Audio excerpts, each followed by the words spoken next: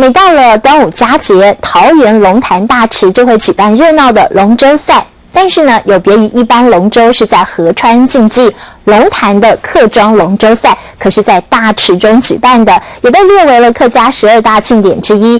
每到龙舟赛登场的时刻，就会吸引各地的人潮涌入，游子们也都会回乡共襄盛举，热闹非凡的感动时刻，带您感受。是2位村长。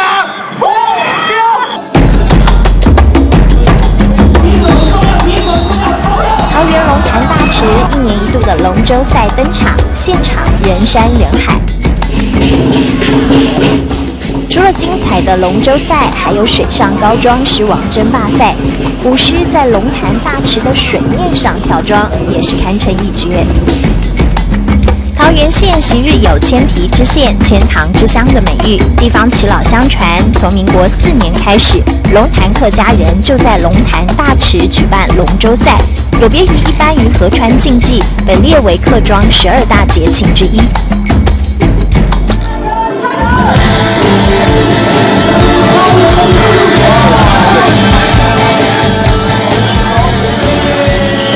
顺利夺标，往年龙舟赛的常胜军高原村队，今年再拿下村别组冠军宝座。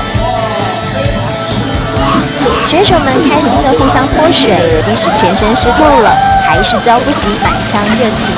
为了这一天，他们可是练习了好久。来啊，3、2、1，预备，啊！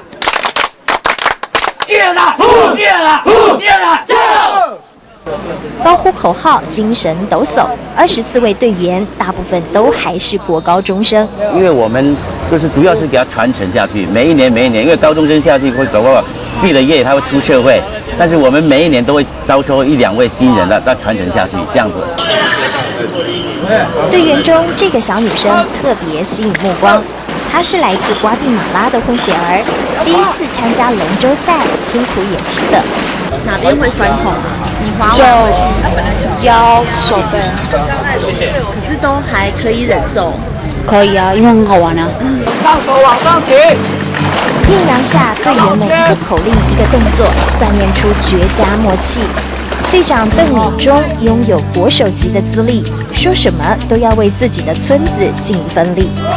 更多的朋友一起来划船，划船只是运动，然后也可以了解文化，客家的文化。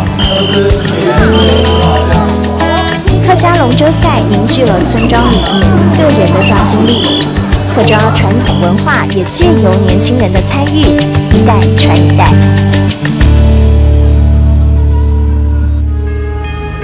桃园龙潭庆端午，高庄狮王争霸，好不热闹。